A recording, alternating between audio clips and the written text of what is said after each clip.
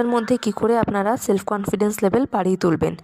বাচ্চারা যত বেড়ে ওঠে তখন কিন্তু আস্তে আস্তে সেই বাচ্চাটার মধ্যে সেলফ কনফিডেন্স লেভেল কতটা গ্রো করবে সেটা ডিপেন্ড করে তার মা বাবার ব্যবহারের উপরে বা বাচ্চাটা চারিপাশে যারা থাকছেন তাদের উপরে কিন্তু ডিপেন্ড করে।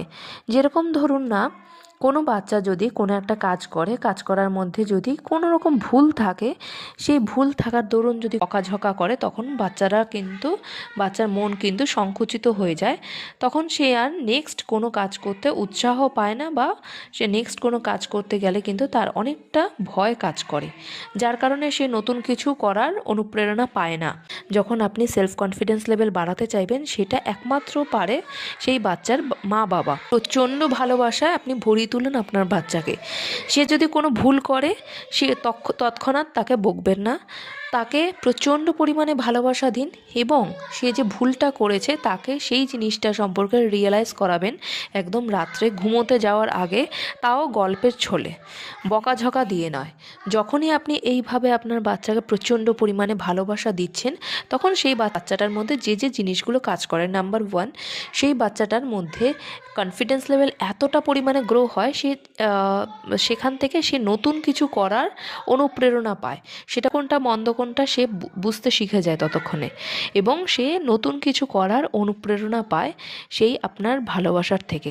নেক্সট, সে যখন সেই নতুন কোনো কাজ করছে, সেখানে মিস্টেক হতেই পারে, কেননা প্রত্যেকটা নতুন নতুন কাজ আমাদের প্রত্যেকের কাছে যে কোনো মিস্টেক হতেই পারে।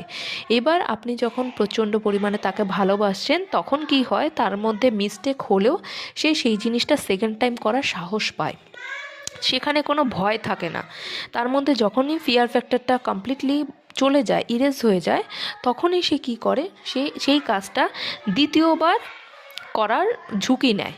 তো এক্ষেত্রে কি হলো, তার মধ্যে তিনটে জিনিস ডেভেলপ হলো। সেই বাচ্চার মধ্যে নতুন কিছু করার অনুপ্রেরণা পাবে, যে কোনো রিস্ক ইজিলি নিতে পারবে, অ্যান্ড অ্যাক্টিভিটি প্রচণ্ড পরিমাণে ডেভেলপ হয়।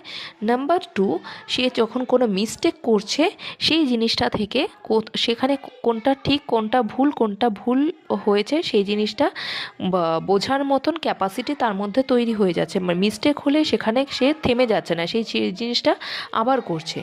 নাম্বার 3, তার মধ্যে থেকে ভয় জিনিসটা কমপ্লিটলি দূর হয়ে যাচ্ছে, এবং তার সাথে সাথে তার ব্যবহারে কিন্তু হিউজ একটা আপনি চেঞ্জেস দেখতে পাবেন।